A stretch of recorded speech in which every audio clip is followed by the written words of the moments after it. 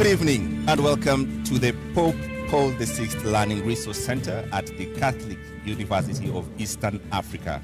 My name is James Smart of NTV. And I am Sophia Wanuna of KTN News. Welcome to the second and last of two debates between the running mates of the four presidential candidates cleared to run for president in the forthcoming election. This is the fourth of 6 national televised debates organized through a joint media presidential debates initiative, bringing together literally the entire Kenyan media fraternity. The candidates participating in the debate have agreed to the rules and guidelines requiring them to conduct themselves with utmost decorum, address each other with respect, and extend honor to viewers watching this debate live across all Kenya's broadcast media platforms. Indeed, and the candidates in the debate have also agreed to adhere to the allocated time. Each candidate has 2 minutes to make an opening statement, 2 minutes to answer a question, and 60 seconds for a rebuttal. The topics have carefully been selected after a thorough assessment of the state of our nation and the sentiments of the regular Kenyan voters in various parts of this country. In line with the debate rules and the best practices, the questions we shall ask have not been shared with any of the campaign teams. Neither were they discussed or formulated in conjunction with anyone. The questions are entirely our own. And an invited audience here, seated in the auditorium, has also agreed to the debate rules. They have been fully briefed that cheers, jeers, or any other form of noise is not permitted during the debate.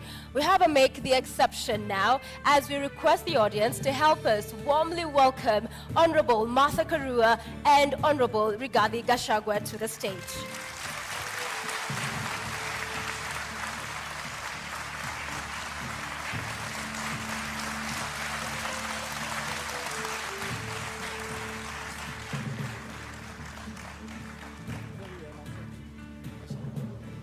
Karibuni sana. Honorable Rigathi Gachagua occupying podium 1 in order of that balloting exercise we just witnessed a few moments ago. You have heard the rules of the debate and we look forward to a fruitful engagement this evening. We'll begin with your opening statement, Mr. Gachagua, in 2 minutes. Thank you. My name is Rigathi Gachagua, born and brought up in the slopes of Mount Kenya, Herega village 57 years ago. Family is the basic unit of society and the nation. Strong families make strong nations.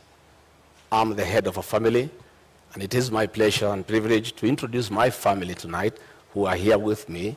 My wife of 35 years, Pastor Dorcas Wanjiku Rigathi, and my firstborn son, Kevin Gachagua, a software engineer, and my secondborn son, Dr. Keith Ikino, a medical doctor who helps me to run family business. Tonight is a defining moment for the people of Kenya. The people of Kenya are in anguish. They are in a state of helplessness. They have no food. They don't know where to get their next meal. They are devastated. They need hope. Tonight, I'll present the Kenya Kwanza plan on how we intend to turn around the economy of this country, put people where they belong, restore their dignity, put money in their pocket, and allow them to enjoy their dignity. I look forward to a very objective debate, no trivialities, issues, issues, issues, so that the people of Kenya have an opportunity to interrogate what we plan to do for them. Thank you very much. Thank you, Mr. Gachagua. Madam Martha Karua, karibu, now your 2 minutes for your opening statement. Thank you, Sophia.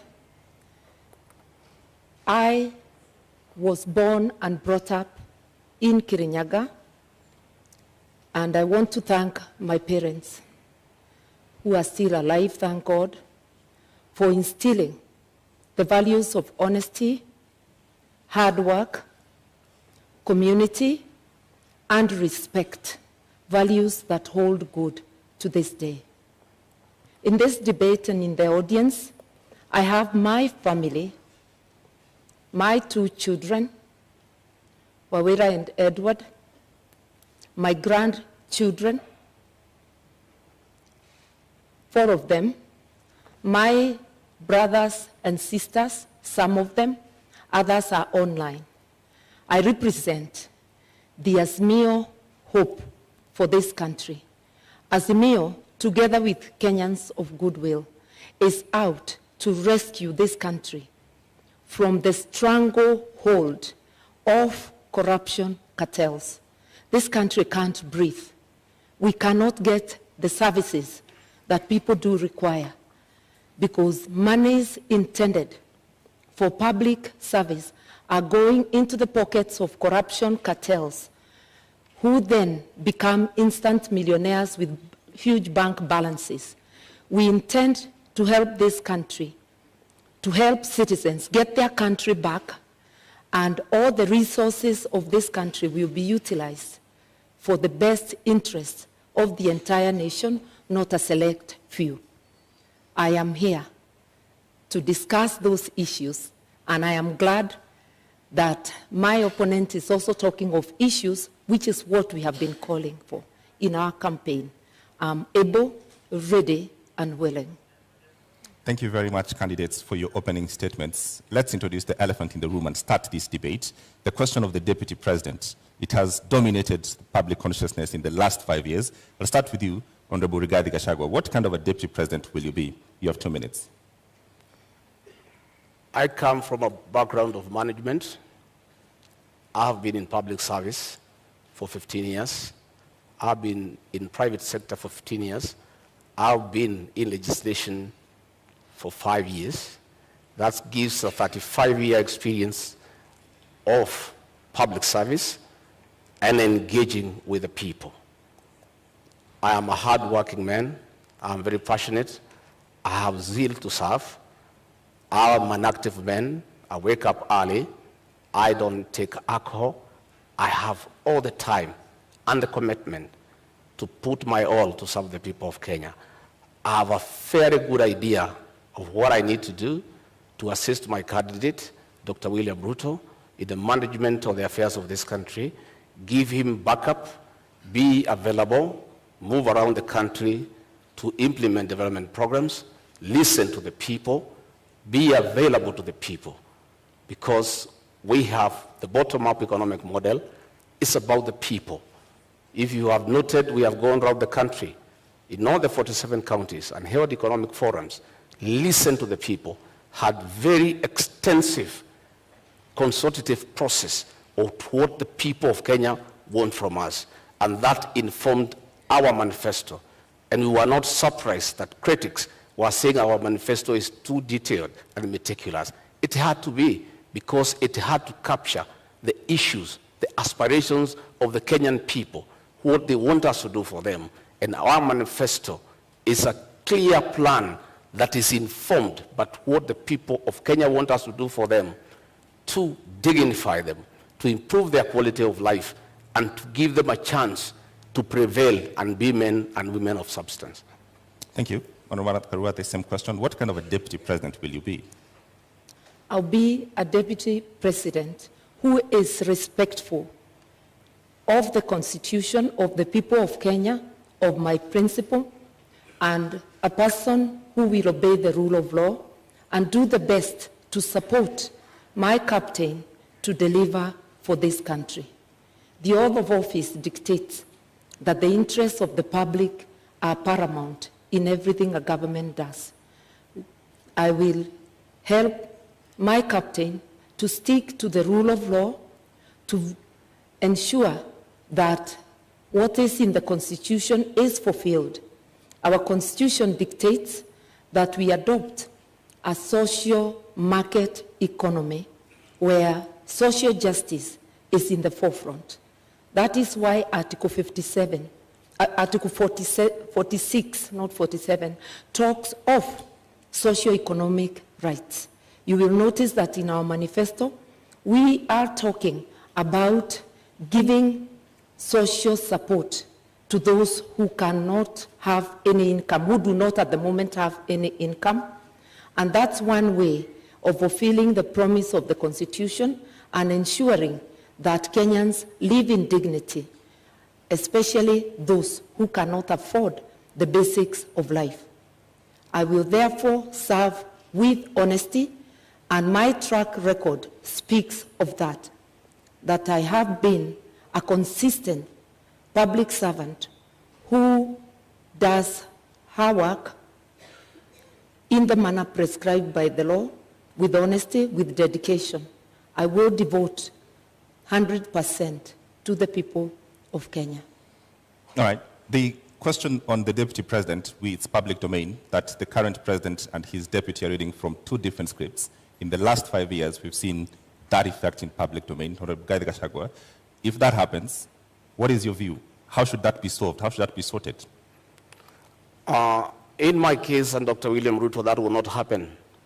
Both of us are strong-willed leaders who respect each other. None of us suffers from inferiority complex. At no time will William Ruto ever punish me or mistreat me because he has no reason to. I'll support him to be president, and he'll reciprocate that support. Between me and him, we are in agreement that we have no time to quarrel or disagree. We are inheriting a dilapidated country, a country that is on knees economically, a country that is facing an economic shutdown. We have no time for sideshows. We have no time for personal differences. We have no time for inferiority complex and competition that is unnecessary. We have a job to do. We are inheriting a 9 trillion debt. We are inheriting 6 million young people who have no jobs. 14 million Kenyans are in CRB.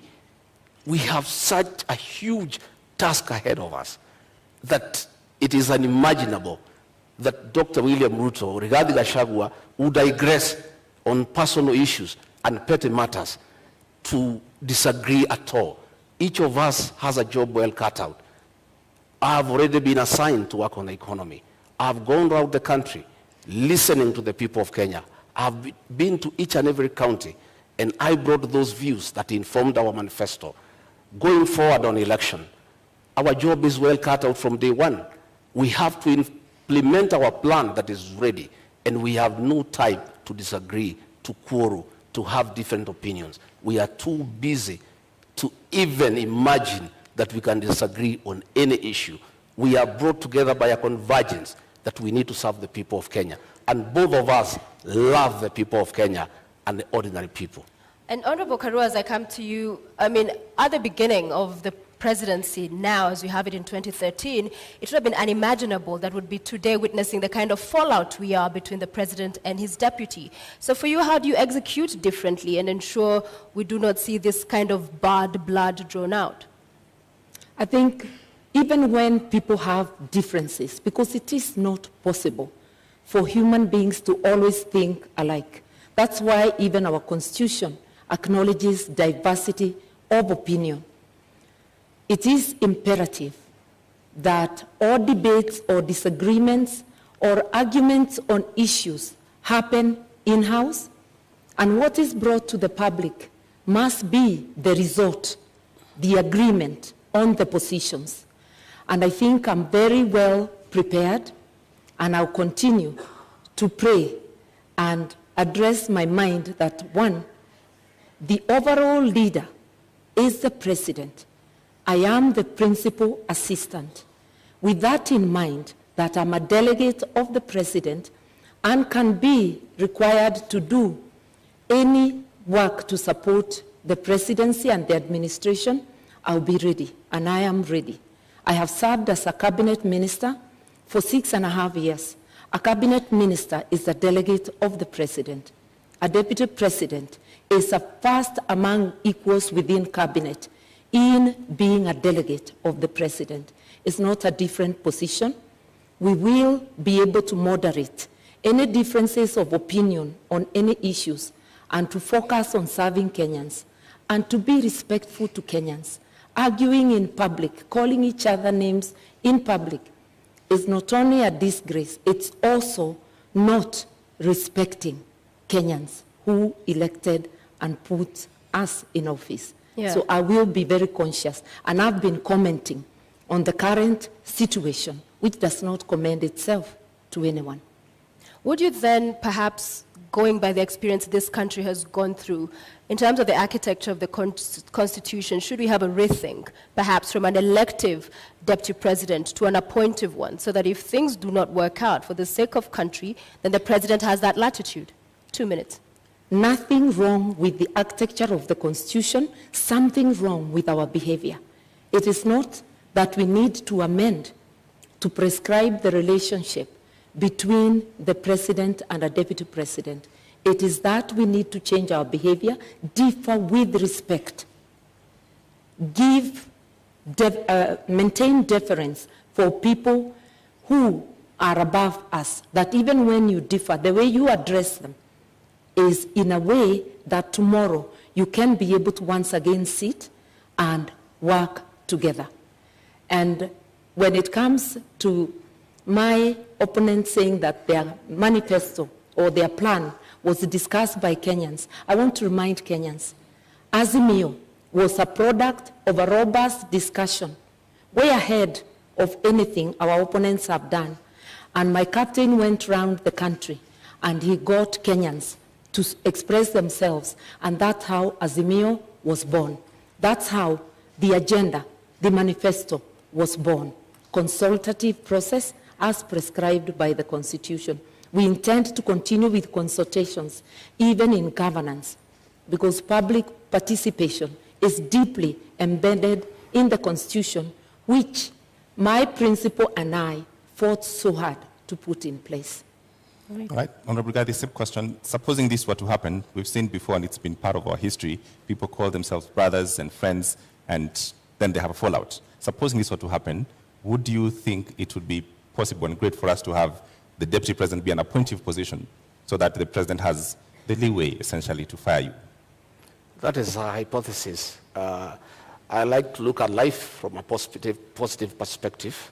I always look at a glass as half full, not half empty. I have no doubt in my mind that we are a formidable pair. We are a pair that has been brought together by a common convergence to serve the people of Kenya, to spearhead, chaperone, and implement the third liberation. That is the economic liberation for the people of Kenya. And what has brought us together is so important that no sideshows can come in between. The focus that is before us, the need to restore the dignity of the Kenyan people, is such an important aspect of our lives, of our leadership, that it is incomprehensible that we could think of having sideshows and things that are necessary. And by the way, the situation between President Uhuru Kenyatta and William Ruto has not been brought because of ideological differences. It has been brought because of an inferiority complex. Right. People must allow strong leaders to prevail. And you shouldn't have a problem when your deputy is strong and sharp and focused. You should just be able to accommodate him and use that as a strength to serve the people of Kenya.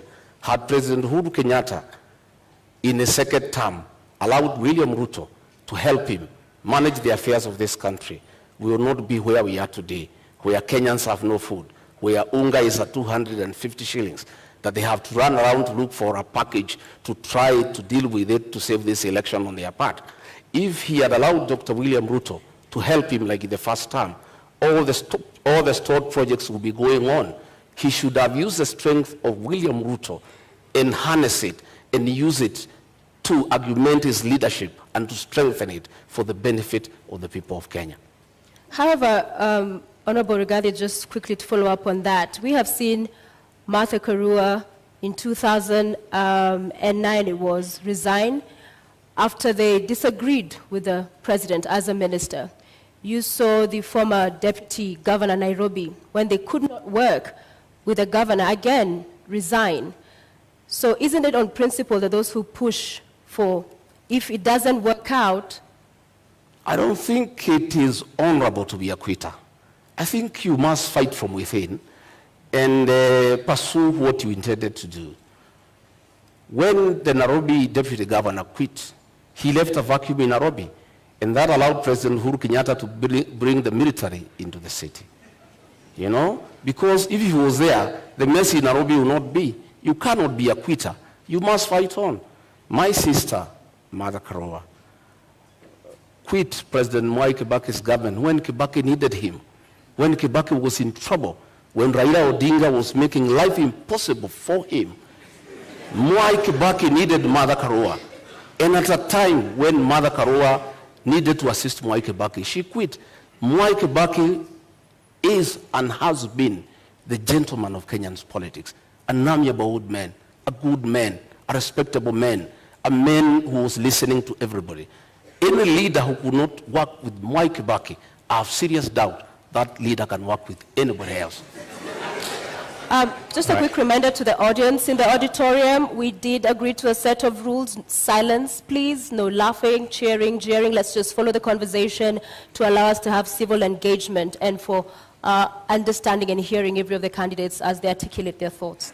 Thank you very much, Mother Karua. Response? For those who do not understand principle, they can never envisage resigning. But I do think it is dishonest to continue to take public salary, to take the privilege and all that goes with office when you know you can no longer deliver, either because of differences or because of other things. I respectively withdrew myself by resignation from Mwai Kibaki's government in a respectful manner, no name calling, such that we were able to continue when we meet to sit down and talk. I don't think the same can be said of Mr. Gashagua's principle. Entertaining disagreement outside government and publicly is disruptive. No wonder the government in which Mr. Gashagua's principle serves is unable to fight corruption because it's pulling in two different directions.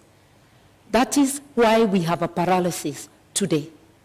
Honorable Martha Karua, the question on just what happens if you disagree with your principle and if your principles should have the right to essentially let you go, should we relook at that? I think the way the Constitution is, you disagree in-house, you resolve it. I do not think there is anything that cannot be resolved unless if it's something that is unconstitutional, that is being demanded of me. I will remember the oath, my oath under the Constitution, that there are things, if they are outrightly illegal, I certainly cannot be party to. But happily, my principle is a believer in the rule of law and constitutionalism. And he is also a man who views everything through the lens of social justice. That is why we have a dignity package for those who cannot afford meals on their table. That is why we have Babacare to rescue Kenyans from lack of access to medical services. If you look at our agenda, you will see that this is an agenda that talks of the socio-economic rights of Kenyans, an inclusive agenda that has every Kenyan, whether poor or rich, as demanded by our Constitution. So I cannot stand here and honestly say that we shall have the same position on all things. That never happened, not even in Mwai Kibaki's government. But in 6.5 years which I served, I never publicly berated the government that I served or the president that I served. I just said my hands were tied and I withdrew.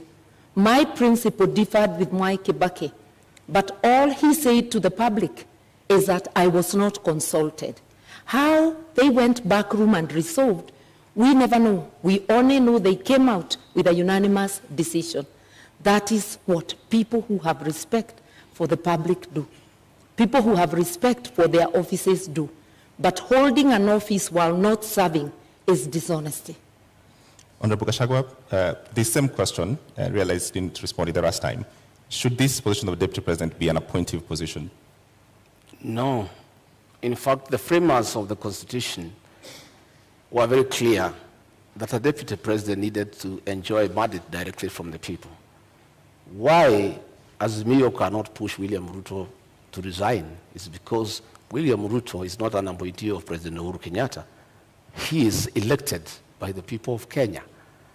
If it was the previous constitution, William Ruto would have been sacked a long time ago and replaced with Gideon Moi. And that was the plan. The plan was to provoke him, intimidate him, humiliate him, persecute him, and his friends and his allies so that he could quit government and allow President Uhuru Kenyatta to appoint somebody from a family that they share the same issues and the same values. But because William Ruto was elected, he was able to hold on to his position. And he continued serving the people of Kenya when he was assigned duties by the president. The duty he has been allocated all the time without failure is to welcome the president and the Nyayo National Stadium. And he has done it in style because that is the duty he has been allocated. He has gone ahead to chair IBEC because that one the president cannot deny him. It is there in the PMF Act. There's nothing the president would have done. But the president chose not to allocate him duties. And the president has been crying that since he did not allocate him duties, his government has come to a halt. And nothing is going on. But he made a bed, he must lie on it. If you decide to chase your deputy away, a man who works hard, a man who knows what he's doing, and replace him with your friends, and then the country comes to a halt, you cannot go ahead crying that you have nobody to help you. He made that decision for his own reason. He wanted to push Ruto out, but Dr. Ruto stayed on because he enjoys a mandate from the people of Kenya. All right, Honorable Gachagua, Honorable Karua, I want us to move to the next topic this evening, leadership and integrity, fitness to hold office. I will begin with you, Honorable Karua, and in 2013, when you vied for presidency, you said, I do not share any values with the Prime Minister, then Raila Odinga, nor do I share his politics. Both he and the late Kibaki have been unable to root out corruption within their ranks. What has changed now that you're deputizing him?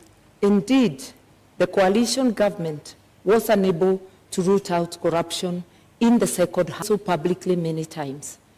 Raila Odinga was a presidential candidate in 2013. I too was a presidential candidate. My statement that they were unable to fight corruption did not indicate they are the ones individually perpetuating corruption. It meant there was corruption in government which they failed to act on. I believe that a combined ticket of Raila Odinga, Martha Karua will do the best to fight corruption. I resigned on principle because one of the things I felt let down on is the failure to tackle issues of graft. Raila was a prime minister, a co-principal, the late President Kibaki was the first among equals as the president. Whatever dynamics, I do not know of. But it is recalled that shortly after that election, I worked with Raila. Na Kenya and I were friends of NASA, not NASA, of CORD. And we worked together until 2017 when I decided to run for governor and supported Jubilee. We have been able to work together. We have a history of working together in our 30 years of being in active politics, and I know that his policies align with mine. I did mention that we both view our actions through the lens of social justice, and that is what has drawn me to work with him. Just a quick 1 minute, I will add you on your time that when you said I do not share any values, you've addressed the issue of corruption and graft, but you do not share any values and even agree on his brand of politics. What do you say to that? Because values, this is... As of that time, I felt I did not share anything with him. And remember, we were candidates. There is no way you will praise the other candidate. But I can assure you that it is not because I thought he personally was responsible for any wrongdoing, nor did I feel that President Kibaki was personally responsible. But there were rogues within government they failed to act on. And I felt my hands were tied in the performance of my duties. And therefore, as I campaigned for myself, I actually was saying, look, you've been unable to fight corruption, just like the Jubilee administration under President Uhuru Kenyatta and Dr. William Ruto. And they are still in government together up to now. And we saw Dr. Ruto attending cabinet a week ago. They've been unable to fight corruption. You can't hold one side of government and say the good one is mine, and the bad one belongs to the other person. That's double speak. Honorable Gachagua, just a Sophia, moment. I think Honorable Mother needs to come through to the people of Kenya on being consistent. Honorable Mother is on record saying that Raila Odinga and President Uhuru Kenyatta should retire together.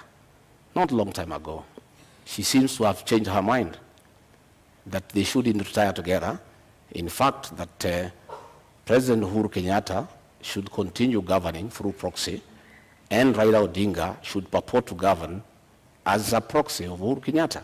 At what time did she change her mind? Because it's on record, she went public to say that the two of them should retire together. Now, she is the running mate of Raila Odinga. She's a project of Uhuru Kenyatta. The two people she said they should retire together, she seems to have changed her mind. And it is my considered opinion, and I believe for many Kenyans, that being consistent is very important in leadership, especially the position she aspires. You need to be consistent. When you say this today, you must be able to live to it tomorrow. All right, I want to allow Martha to respond to, but first I want to come back to you to give you another minute. A moment ago, you said that Gideon Moi was supposed to be appointed. I want you to clear that up because, with all fairness, Gideon Moi is not on this debate. Well, President Uhuru Kenyatta, the chairman of Azimio, in a meeting in State House a week ago, said that he nominated Martha Karua as his running mate to take care of his interests and that of his family. The president was on record, which means that Martha Karua is a project of the chairman of Azimio, President Uhuru, with Raila Odinga. It is not me who said, it's President Uhuru Kenyatta who said. And previously, I thought that Honorable Martha had been nominated as running mate by Raila Odinga. But here comes President Uhuru Kenyatta, outgoing president, chairman of Azimio, a man who has said he's going nowhere, he's going to be around. He will be ruling from home. He'll be consorting his project from home. He'll be continuing to govern the people of Kenya. I simply do not understand. Is Martha Karua, the honorable member, is she the deputy, is she the running mate of Raila Odinga, the project, or is she the running mate of Uhuru Kenyatta, the project master? Okay. She's who's running mate? Okay, Martha Karua is in the building. It is true that both I and my captains are projects, but projects of the people of Kenya, whom my captain consulted, and by public demand, he was called upon to take leadership. At a time our country desperately needs leadership. He has offered leadership, and I was competitively selected. And like my friend who was handpicked, I faced an interviewing panel, and also through demands of Kenyans and many endorsements, I was selected. Kenyans know I'm competent, and I believe I'm competent for this job. I'm ready, able, and willing. I have consistently shown independence of mind, irrespective of whom I'm dealing with. I will handle this job independently and with commitment to Kenyans. And I know my principal also, who has been a teacher of politics to Mr. Gashagua's principal. All right, Martha Karua, just a direct question to respond to Honorable Gachagua. What is the role of President Uhuru Kenyatta in Azimio? The role of President Kenyatta, he is the chairman of the council, but my captain is the chairman, overall chairman of Azimio. Jubilee is just one out of the 26 political parties. I sit in the council as well, and President Kenyatta does not make decisions alone. Will he have a role? Will he have a role after he finishes his term? Sorry? Will President Kenyatta have a role after he finishes his term? His party will have a role. And if he continues to be, if he doesn't give his position in the council to any other member of his party, it would be a peripheral role as a member of the party. The incoming administration will be a Raila Odinga Azimio presidency. Just like the current Jubilee government, although Uhuru was a deputy president in the government of Mwai Kibaki, it was not a continuation of the Mwai Kibaki administration. It was an Uhuru Jubilee administration. Anybody who understands government would know that. Honorable Gachagua, you have a minute to respond. The truth of the matter is that the role of President Uhuru Kenyatta in Azimio is to craft his own succession, to continue governing Kenya through proxy, through Raila Odinga and Martha Karua. President Uhuru Kenyatta has already started assigning roles to Honorable Martha Karua, which means he is a leader, and in the unfortunate and unlikely event that they are elected to office, President Uhuru Kenyatta will continue governing this country outside his constitutional mandate, because there is a two-term limit that the president should retire. But the president does not intend to retire. You saw how angry he was, saying that people are asking him to go home and asking where he's going. It looks like he doesn't remember that when he sought to be president for 10 years, he knew what 10 years is all about. He cannot complain that people are asking him to go. Nobody is asking him to go. It's the Constitution.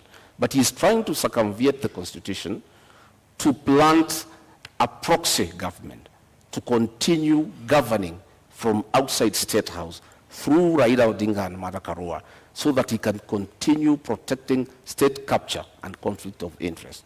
And Martha Karua has already been assigned that role. He was on record that she is the one he has put there deliberately to protect his interests and that of his family. All right, Martha Karua. It is important to be truthful in this debate. President Kenyatta has not publicly or privately assigned me any role. I'm sure he knows that he cannot assign any role to a minister in an administration he does not have. The person who has assigned me a role as deputy and has declared the intention to appoint me as Minister for Justice and Constitutional Affairs, apart from being Deputy President, is the Right Honorable Raila Amolo Odinga. My colleagues and his captains' beef with the President should not make them use this forum or use us as candidates to fight the President. We represent the aspirations of Kenyans. And yes, Kenya needs rescue, but rescue from corruption cartels, which my colleague may know more about. On the 6th of June, Honorable Gachagua, during a Meet the People tour in your constituency, that's Madeira constituency, the people you represent there, you said that because you perceive the matter you're currently in court over to be a political witch hunt, if elected, you'd see to it that your accounts are unfrozen, build a mansion, and perhaps go ahead and throw a party in essence. Mr. Gachagua, isn't this tantamount to subversion of the cause of justice, an admission that you made in this sentiment? To start with, I'd like to tell Honorable Mother we are not here to fight President Uhuru Kenyatta. We are holding him to account on his utterances. He has said he's going nowhere. He's on record. That's not fighting him. He has said he assigned Martha Karua the role to jail people. I don't know how she'll do it. She's not a judge. She's not a court of law.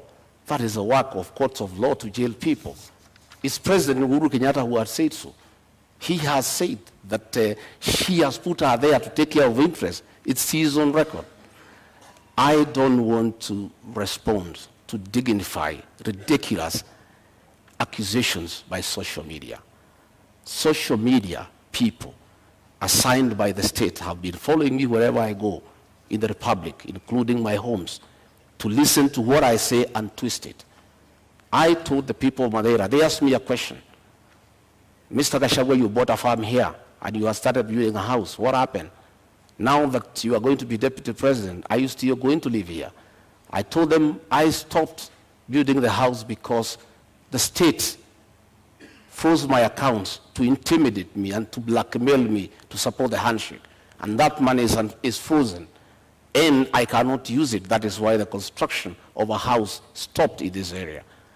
When the due process takes place and the courts will deliver justice to Rigathi Gachagua one day, and my accounts are frozen, I assured the people of that area that I'll come and complete that house and live with them. And I'll take time to allow them to come and visit me. They asked me a secondary question. As deputy president, will you allow us to come and sit with you? I said, yes, I'm a junior elder in this community. I'll have time to sit with my fellow men over food, over a drink, and we share in the African way. I say the women in this area will come and sit with Mama Gachagua and have kesha because my wife is a pastor and she likes doing kesha. And the women wanted to know, will they be allowed to come to the home of the deputy president to have kesha with Mrs. Gachagua? I confirmed, yes, I'll be deputy president, but I'm still the same old guy who hangs around here. A very generous person who spends all his time with the people. All right, Mr. Gachagua, you have a national audience. What is the source of the money that was frozen? Because that is the context. Pardon? What is the source of this money that was frozen? I have said many times that I'm a victim of blackmail by President Uhuru Kenyatta, whom I served as personal assistant. President Uhuru Kenyatta wanted me to abandon William Ruto and join him in fighting him, and I said no, because he didn't give me a good reason. And he blackmailed me. He sent Nancy Gitawe, his advisor, to threaten me that if I don't abandon William Ruto and join him, I'll face the music from the state. And one problem started after another. They froze my accounts, KRI froze all my companies, then they arrested me on trumped-up charges for 1.5 years, no evidence in court, nothing.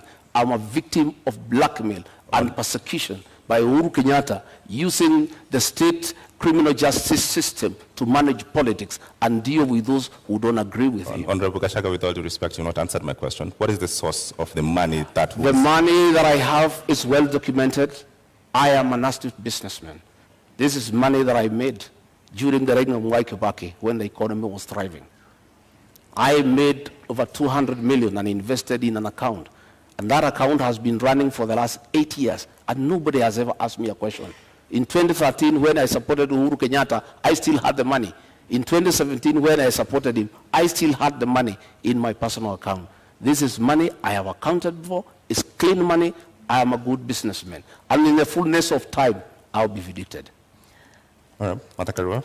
I was really hoping that my colleague would explain to us how an individual finds 5 billion shillings in their accounts.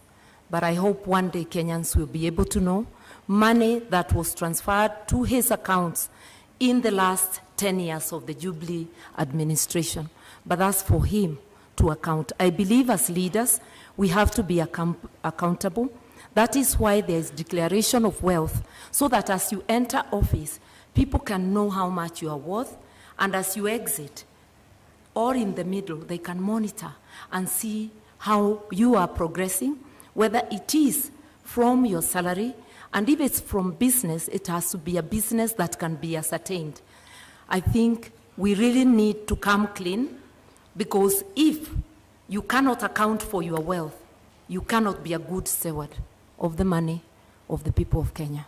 So this is a question to both of you. You've brought up the subject of wealth declaration. Yeah. What are you worth, Honorable Karua? I think about just about 150 million, and that is because the 56 million I had declared in 2013 has appreciated because of the inflation.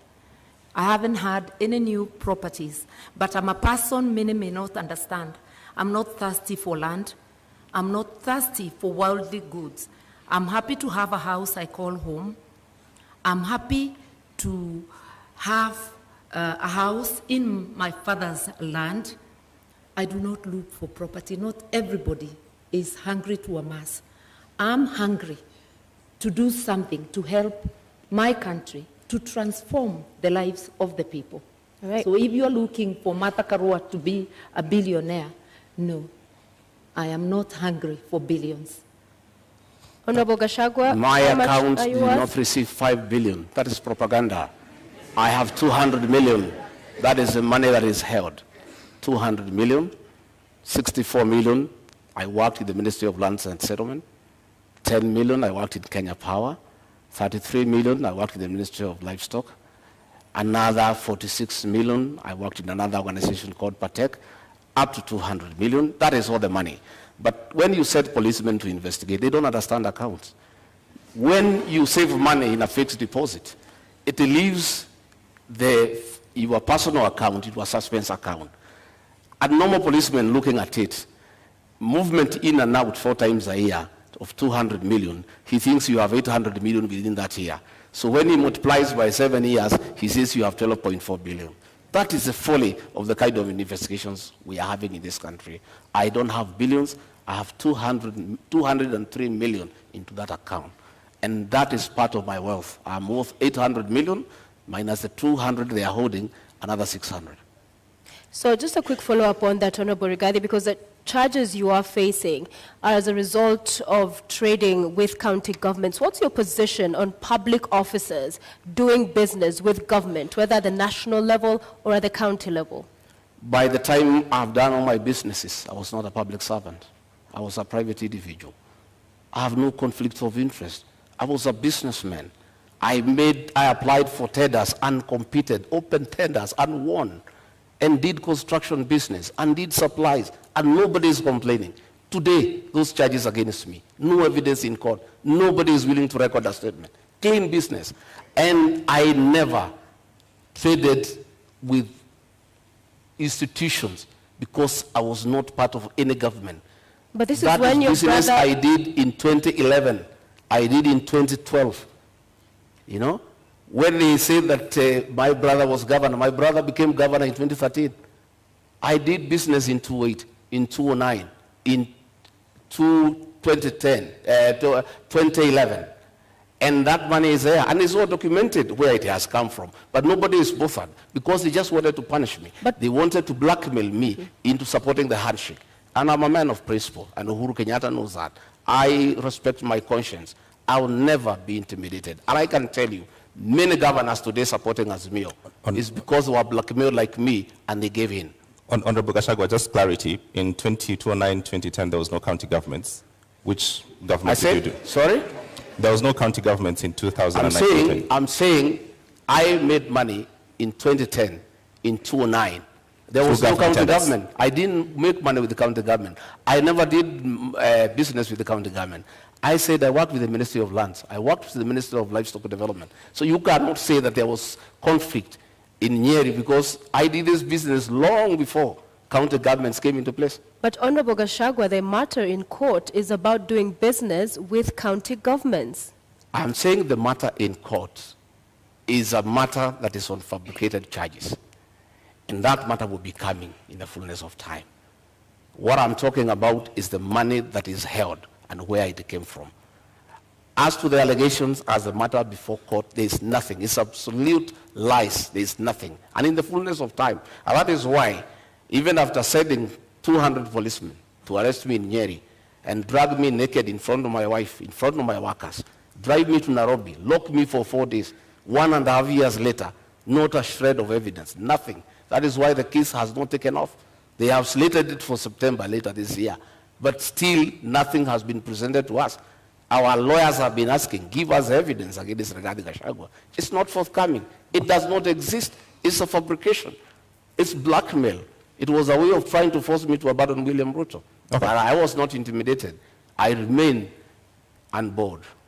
Okay, Honorable Karo, you have 2 minutes. An Azimio government will have a policy position that graft cases and all serious crime should be investigated and prosecuted within a given time, within 6 months to be specific, so that people like my colleague here, Mr. Gachagua, anybody charged with crime against the people, within 6 months, we ought to know whether they are guilty or not, so that people don't seek public office when having baggage of cases.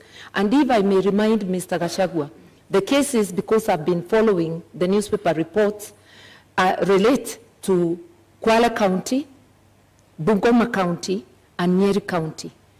And the period when the offenses are said to have been committed is between 2013 and 2020.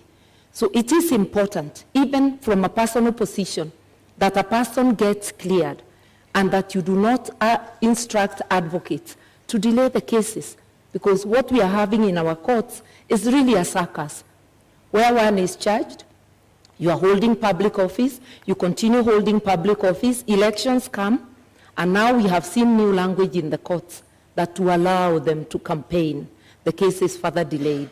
Kenyans need to know, and even the person accused needs to know, so that they do not give excuses. We have repeatedly said with my captain that whether it's my daughter, my blood relative, or a member of the opposing camp, the law must apply equally to all.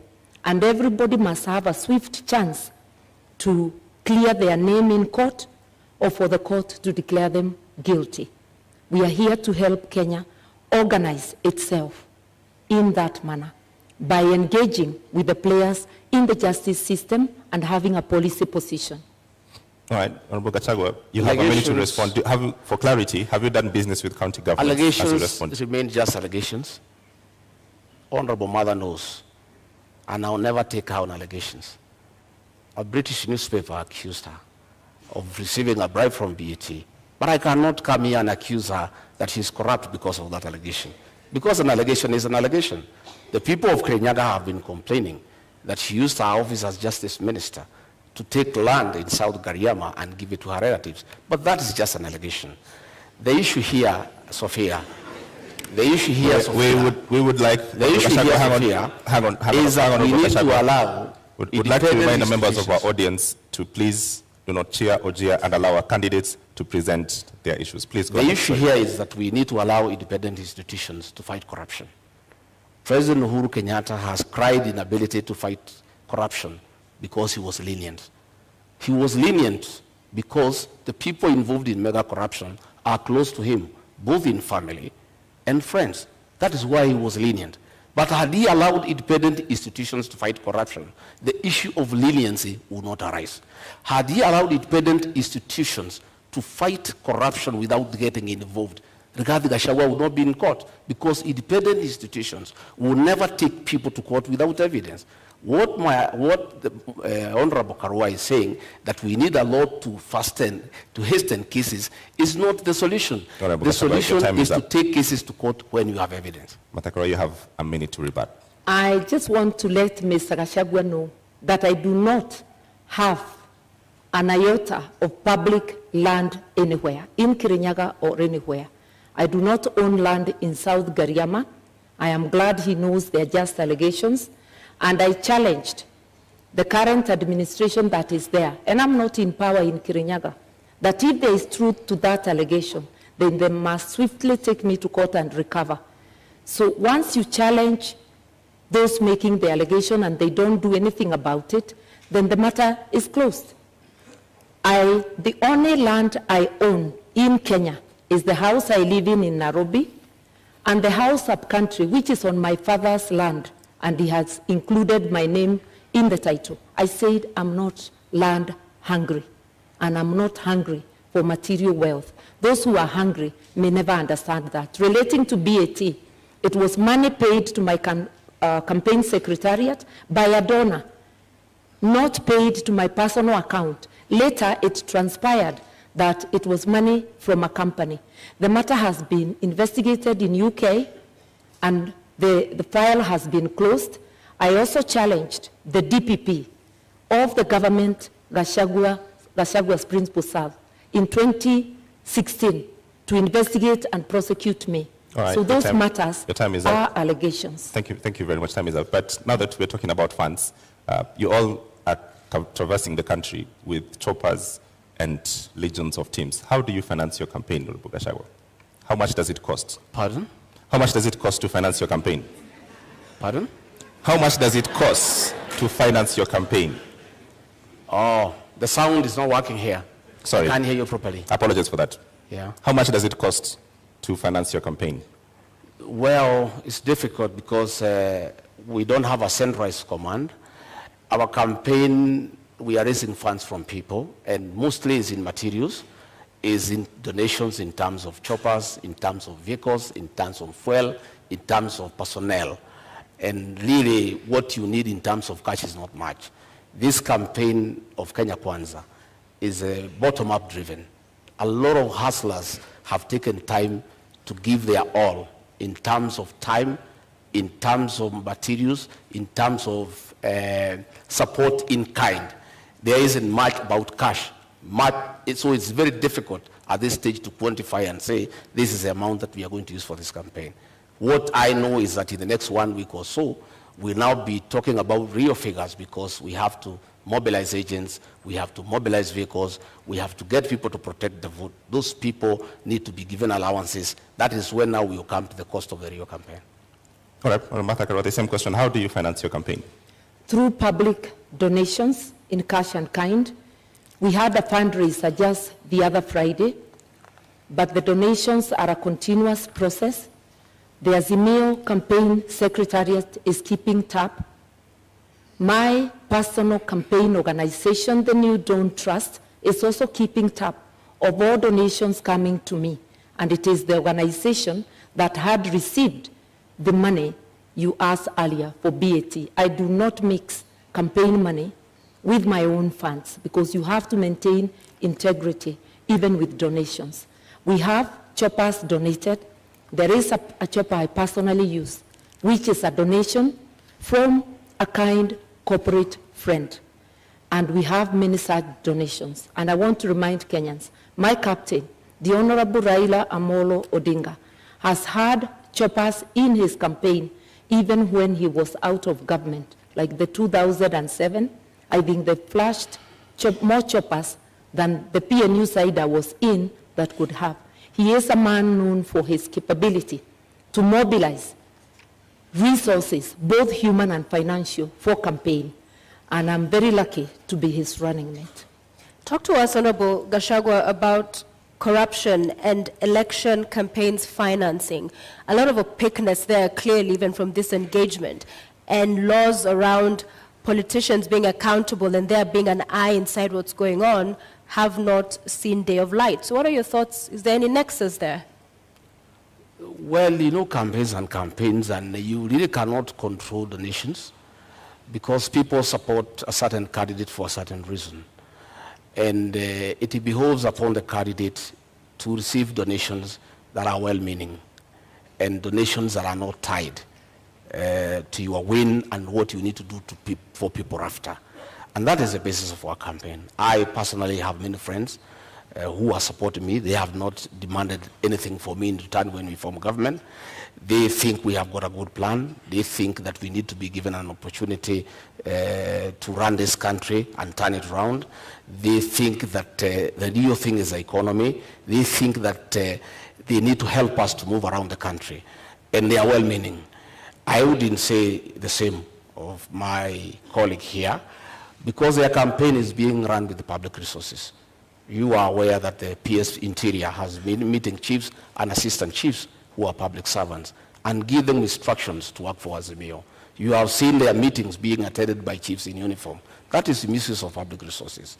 We have seen funds from Harambee House, from the confidential expenditure, being put into this campaign.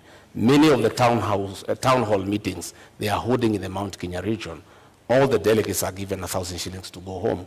And that is money from public coffers. Do you have evidence of this? Oh yes, we have photographs, we have recordings, we have audios, they are there.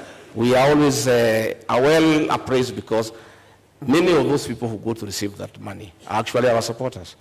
And they say they don't want to allow the elephant to die with the tusks. They need to remove the tusks before it is dead. That is what is happening. And public servants, the Cabinet Secretary for Interior, is on record campaigning for Azimio.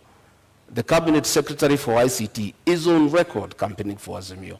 These are public officials. They are public, they are paid with public money, but they are campaigning. That is misuse of public resources.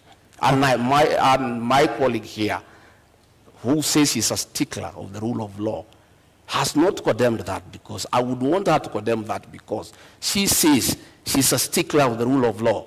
And if she finds public resources are being used to prepare her to office, she should be bold enough to say that is wrong. She should speak out against the misuse of chiefs and assistant chiefs by the PS Interior to campaign for her and her boss. Okay, Honorable Karua, just to build on that, all corruption scandals, Eurobond, Kimarer, Afia House, Kemsa, do find a dotted line into politics. As you respond to this question, how does Azimio and yourself going to deal with these questions that you have to deal with now? May I begin there by saying that Azimio government is very clear on what it will do. Both my captain and I have repeatedly said there will be no sacred cows. anybody involved in corruption will face the law, irrespective of who they are. As for campaigning with public resources, that's a fabrication. What I know is that every presidential candidate is entitled to security. So there will be security apparatus, whether it is the Deputy President's campaign or the Right Honorable Raila Amolo Odinga. We mobilize our own meetings, using our candidates, using everybody. Anybody who attends, they attend on their own volition. Yes, there are some cabinet secretaries who have attended our meetings, but they have sometimes attended as a by the way. When they attend deliberately, it's of their own volition, and it's not because we need them to mobilize. Let nobody forget that there is no political operator who can mobilize more than the Right Honorable Raila Amolo Odinga. I also personally do not need help to mobilize. I've been in this game for 30 years. When Mr. Gachagua was still a DO, I was in politics. All right. You have a response to that? 1 minute rebuttal. Well, I have no rejoinder for that. My request is that it was about time we move to the real issues that the people of this country need to know. What is our plan? We have talked many issues, and that is a good thing. But the people of Kenya need to know, what does Rigathi Gachagua and William Ruto have for them? I'm hoping that debate will come around tonight, because it's important. Because many Kenyans are glued to the screens. They are waiting to hear. They want to know about health. They want to know about education. The public service wants to know about their issues. The police service wants to know about their issues. There are many people waiting.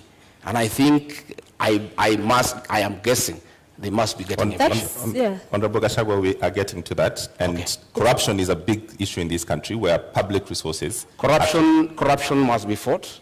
And the real corruption is state capture and conflict of interest. What is state capture? State capture is where the people in power compete with citizens for scarce resources, where the people in power use their position to advantage themselves to get business unfairly, where people in power allocate resources to projects where they have an interest. I have an example. In the year 20, I want to tell you what is state capture and conflict of interest. This is Gazette Notice Legal number 1112, dated 26th June 2019.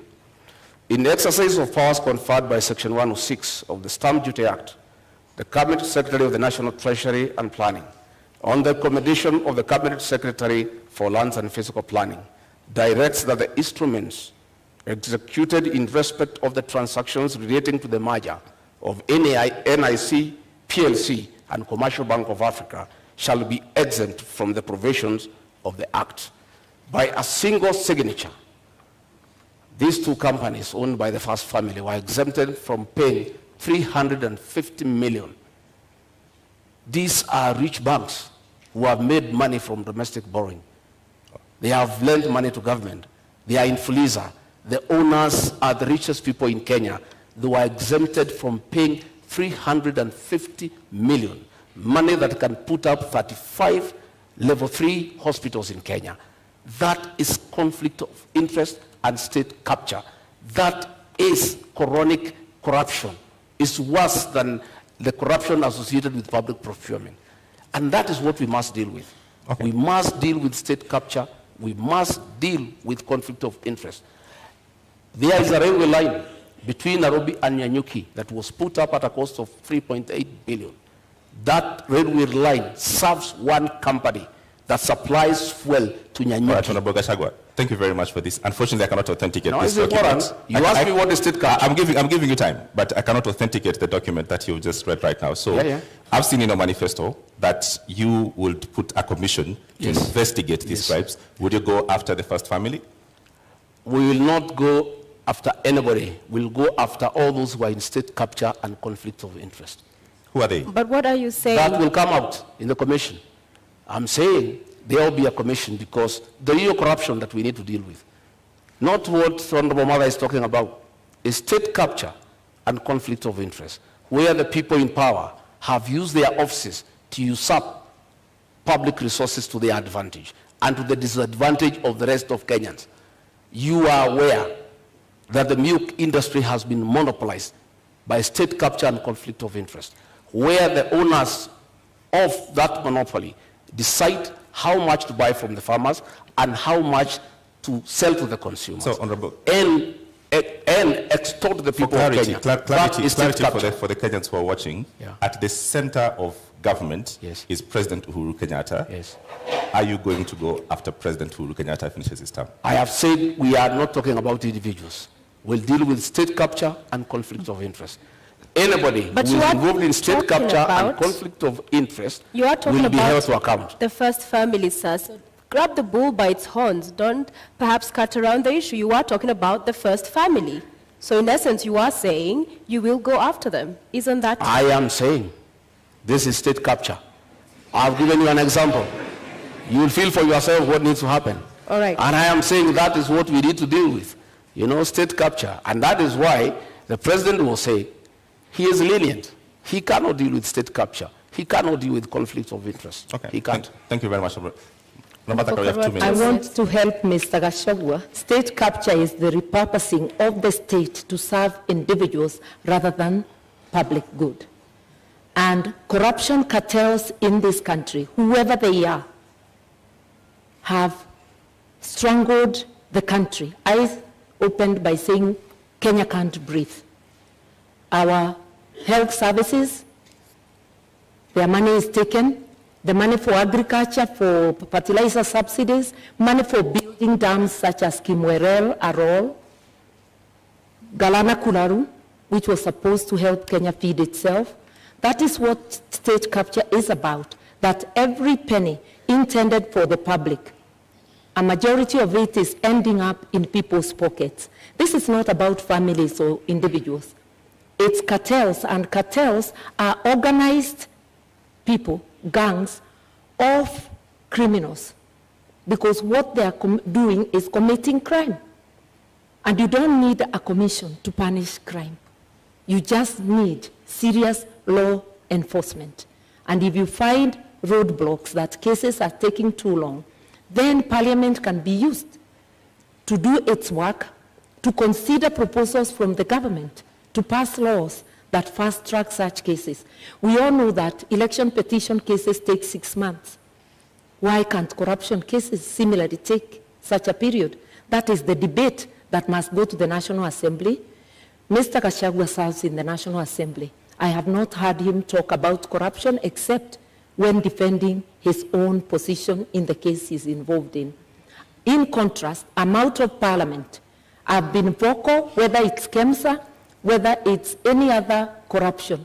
And I've also been vocal in upholding the rule of law and reminded my brother, President Kenyatta, that he cannot serve beyond his term, a position he holds at this moment, that he is going home. So, Honorable Karua, do you agree then that there's state capture in Kenya? And secondly, what do you make of their proposal to form a commission of inquiry into the same in Kenya if elected? That just expresses their reluctance to fight corruption. In fact, Mr. Gashagua's principle is captured on tape in an interview in this country, saying that corruption, he doesn't think corruption can stop a nation from developing. With what money will a nation develop, invest, or even provide services if the corruption cartels are taking 2 billion shillings a day, which translates to stealing 40 shillings from every person? In an average household of 6 people, that's 240 shillings, 2 packets of unga at the discounted price of 100. Kenyans need to understand. They're hungry, they're without medical service, without fees for their children, and without free education, because corruption cartels are strangling the nation. That's why we can't breathe. Once we understand that, then we will vote for people with a track record, like Azimio, people with the will to fight corruption, people who are prepared to confront the monster and to apply the law evenly, irrespective of who is mentioned. So do you believe we have state capture in Kenya? There is state capture, yes, by corruption cartels, organized criminal gangs who plunder our resources daily. 2 billion shillings a day, which is authenticated by the Auditor General, translates to 765 billion shillings. The amount of money we need for the social support is just 144 billion. The rest can be used to pay debt, to do other things.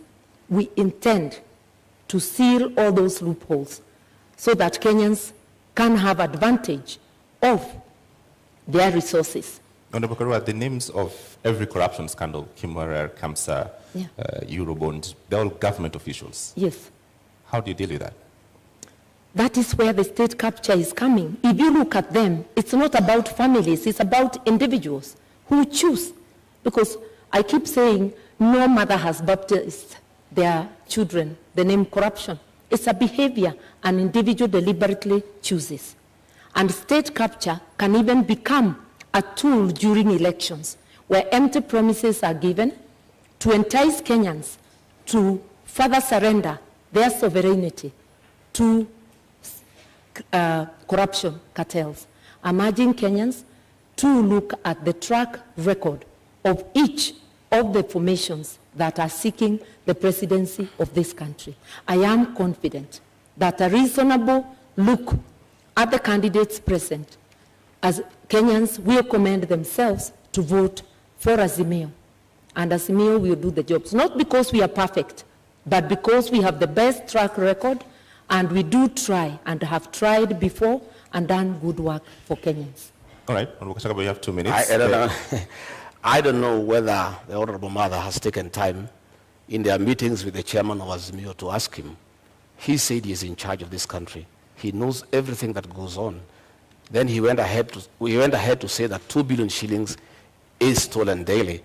I don't know whether in her meetings with the chairman of Azimio, she has tried to find out from him who steals this 2 billion and why he has done nothing about it.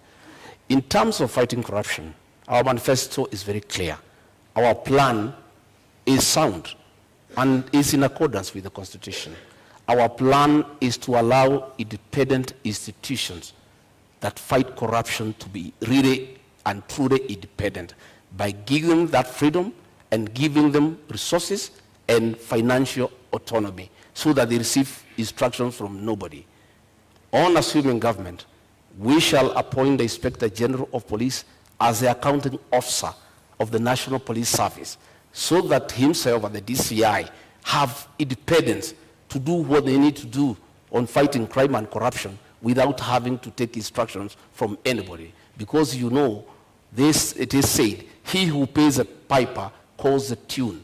Why the Inspector General of Police and the DCI cannot fight corruption and crime, why they cannot operate the way the Constitution spells out, is because they are controlled from Harambee House, because that is where their money is. We shall give them financial autonomy. We shall operationalize the judiciary fund to allow our judges and magistrates to operate with financial autonomy so that they are free to do what they want to do, so that they can fast-track cases without having to look back. And of course, you know, President William Ruto, the new president of Kenya, God willing, we appoint the judges that were nominated by the Judicial Service Commission so that they can serve the people of Kenya. All right, Honorable Karua, do you agree that lack of independence in these institutions is the problem Kenyans are facing in the criminal justice system? The Constitution gives all these institutions independence. And independence and autonomy should not be confused with accountability.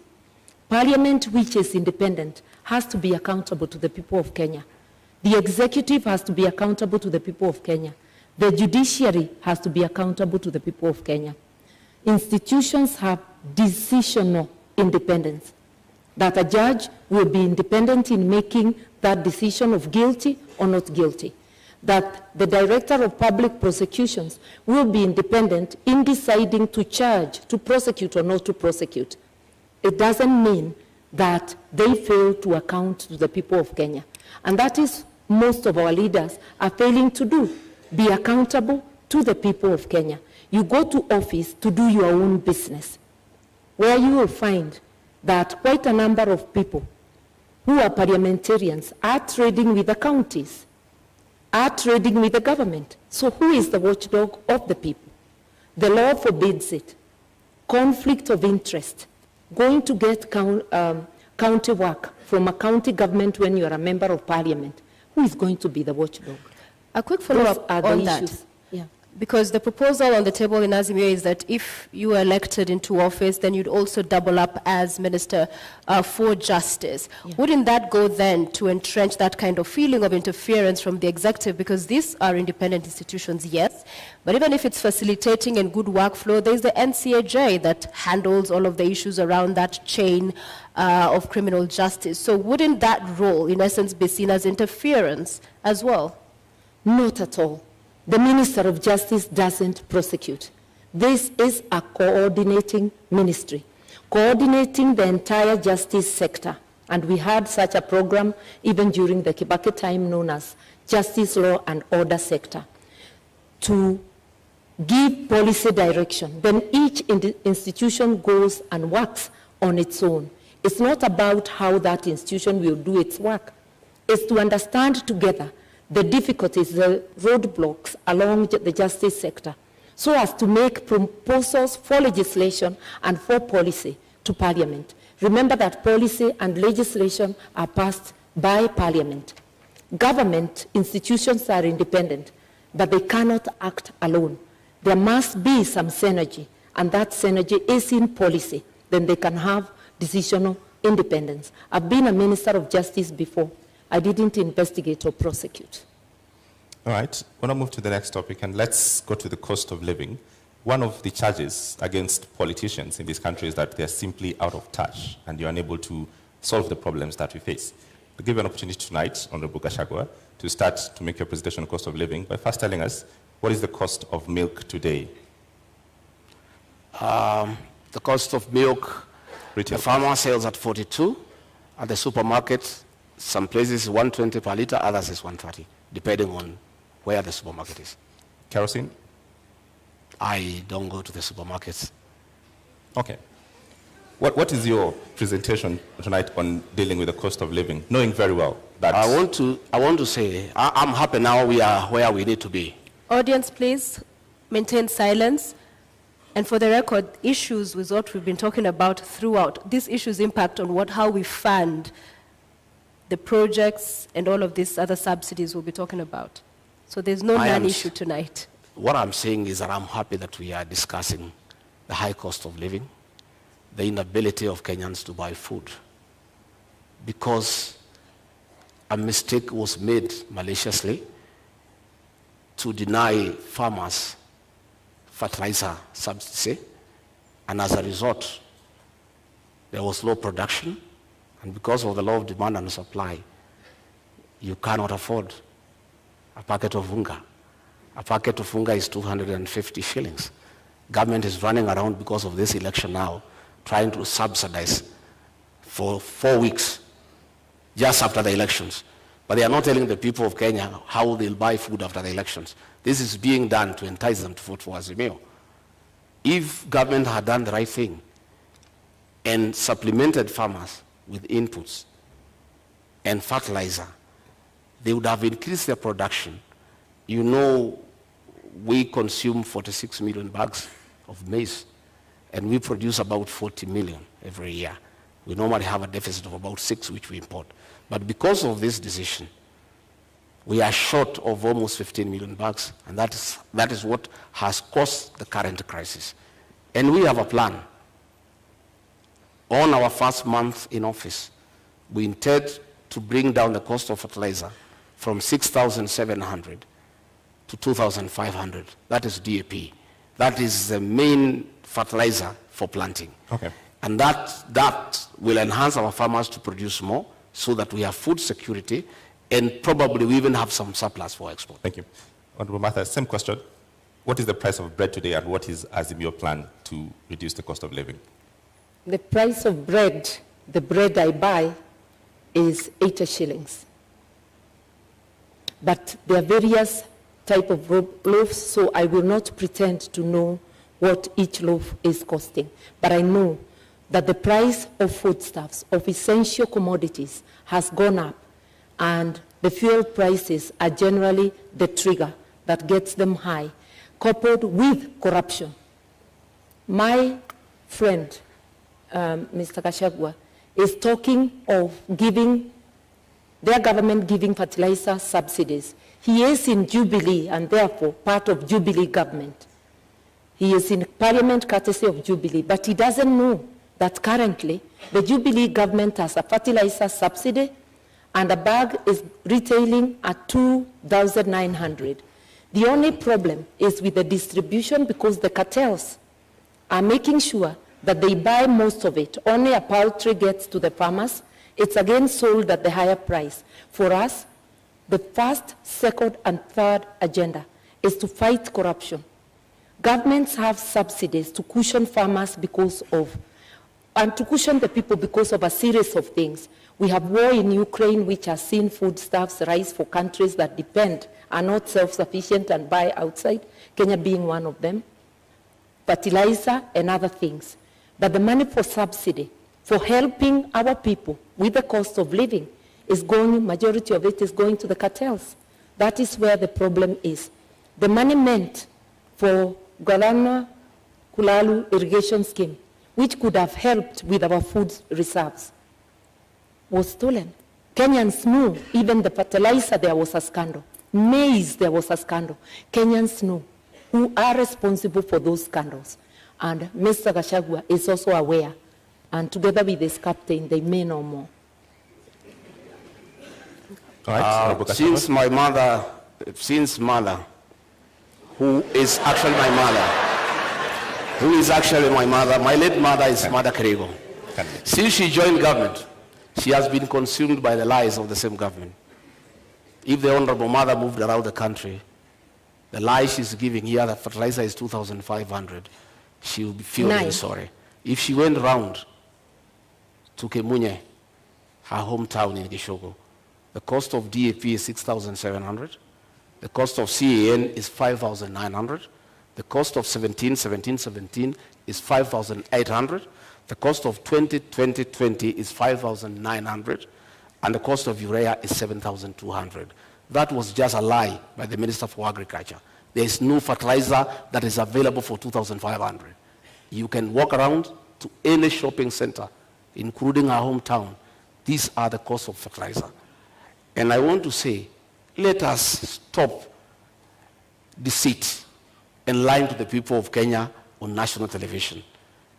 When my sister here, Mother, tells the people, farmers, that fertilizer is 2,500, they start having very serious doubts about her credibility as a future deputy president. Because if she can come here on national television and give prices that are not true, when people are suffering, when people cannot buy fertilizer, her credibility is put into question. A quick I've 1 minute indicated that the subsidized fertilizer, he's correct, is not available at every retail shop, but it's available at the stores of the at the depots of National Cereals and Produce Board. It is a project of the Ministry of Agriculture. I've heard the minister talking about it, and I know of farmers who have accessed it, but I know, and I have stated, it's riddled with corruption, and it's not getting to the people. The honorable thing Mr. Gachagua could do, when you are not aware, you just say you are not aware. You just don't dismiss things as lies when they are happening. The problem with Kenya, money meant to cushion farmers, to cushion consumers, is going to corruption cartels. That is a big problem, and which, as the Mayo government, will rescue Kenyans from. All right, I'm going to give you all 1 minute each to talk to first 100 days on how you'll deal with the cost of living. I'm aware 100% there's no fertilizer anywhere for 2,500. I'm a bottom-up man. I move around this country. It's simply not available. In the first 100 days, we want to do several things. One, bring the cost of food down, bring down the cost of living, bring fertilizer subsidies from 6,700 to 2,500. How will you do that, sir? We'll provide funds for that. These funds that are being proposed now for bringing the packet of unga down for 2 kg is what is supposed to go to fertilizer so that we have a long-term solution. The other one is not sustainable. It's a short-term thing for the elections. We have a plan to focus on primary health care, where community health volunteers are given an allowance to boost their morale and increase their efficiency to deal with preventive medicine as opposed to curative medicine. We have a plan to employ 116,000 teachers within the first 2 years so that we can deal with the shortage of teachers. For that? I will explain to you. I have explained to you that we are stopping wastage in public spending. We have had a lot of projects that are not planned. Okay. We have legacy projects that are of sentimental values to leaders, but have no meaning to the people of Kenya. Thank you, Honorable Gachagua. Yeah. So, your minute. I want to first say that we in Kenya do not have a revenue problem. This year alone, we collected over 2 trillion shillings, the taxman that is. We have a problem of expenditure, non-priority expenditure. That is what we are going to curb. In relation to fertilizer, the subsidies are already in place. It's a question of ensuring they work for the people. It's ensuring that the subsidy for unga continues to the time there will be harvest. The expenditure for operation and maintenance, O&M, is over 600 billion, while salaries are at about 550. You can see operation and maintenance overshooting salaries. We will prioritize what needs to be prioritized to help Kenyans move forward. And for all the things we have said we'll do in 100 days, I have acquainted myself with the budget. The budget lines are sufficient with optimal use. Mr. Gachagua serves in the parliament that passed the budget. He doesn't seem aware that the money is in the budget, including for Baba Care. All right. As we bring this to a close, fuel.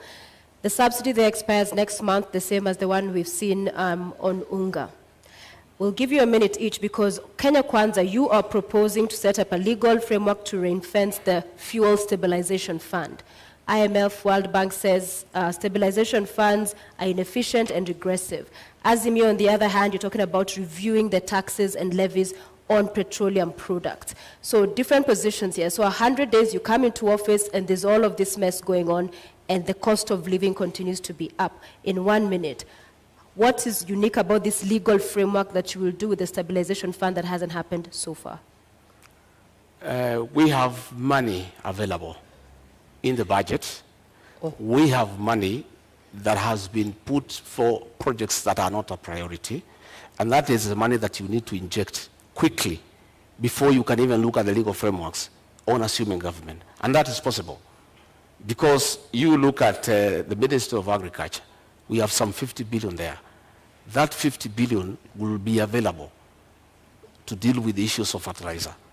It will be available to deal with the issue of animal feeds that are beyond the reach of many farmers, so that we can have a quick win. Fuel Stabilization Fund, in your manifesto, how will you fund it? The kitty is currently depleted, so you're not coming to find money. How will you fund it?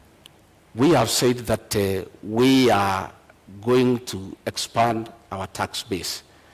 Once we put the Hustlers Fund of 50 billion and we give to the people down there at the down of the pyramid, we enlarge the people who are paying tax and will have more revenue.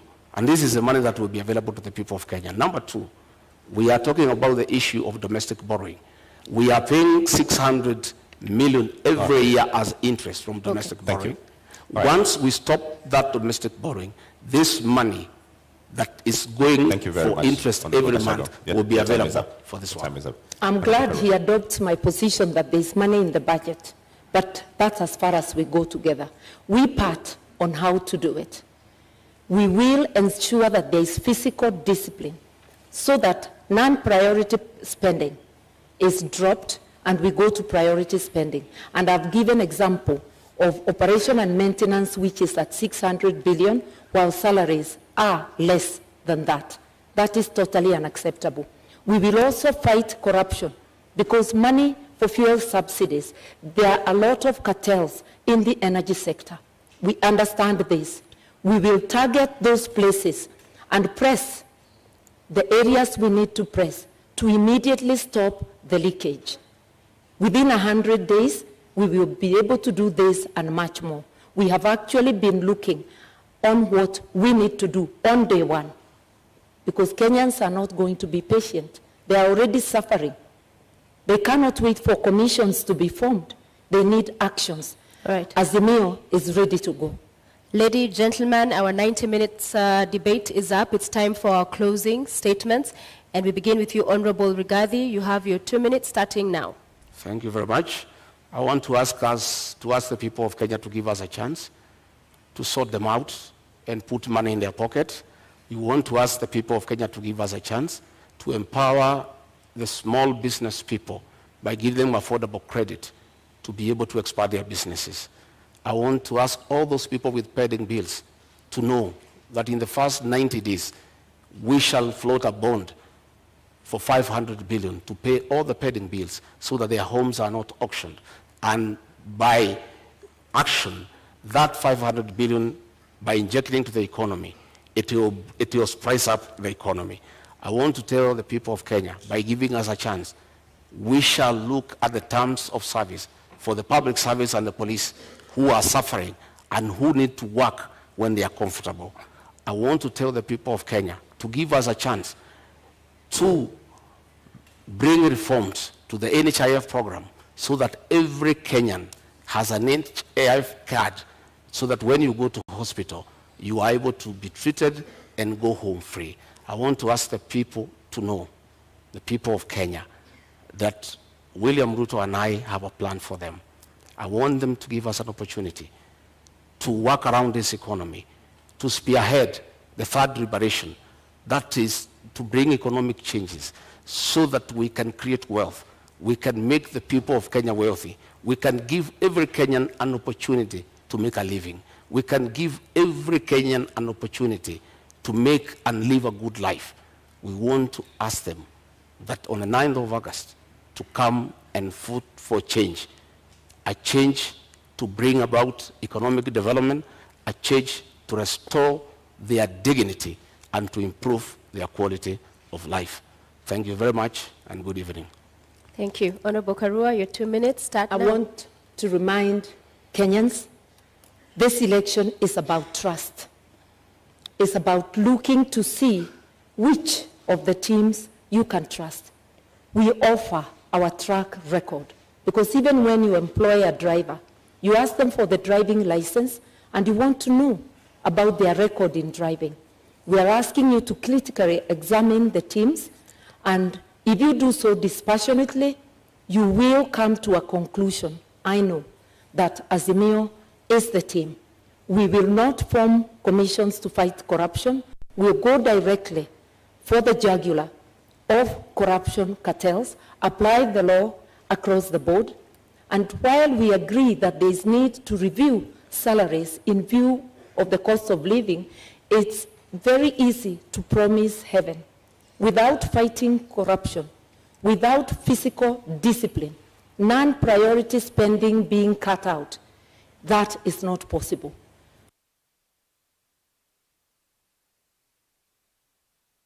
But inawezekana. With an Azimio government, we are going to do this, and together with Kenyans participating and helping us to fight corruption, we will be able to deliver our agenda to you, the 100 days agenda, and each item to reboot the economy so that Kenyans can have a decent life. While we wait to reboot the economy, for you who is unable to put food on the table, rescue is on the way. Within 3 weeks, you put an Azimio government in place, we are going to be able to send to the 2 million families that do not have any means of survival a 6,000 shilling package, which also will act as a stimulus to the economy because it gives purchasing power to 2 million families, which is like 8 million people within the country. Rescue is on the way. All right. We shall finally have our country back. Vote Azimio. All right, thank you very much, Honorable Martha Karua, Honorable Rigathi Gachagua. We've come to the end of our Deputy Presidential Debate 2022. I invite you to shake hands. Thank you very much. You've all done very well. Thank you very much.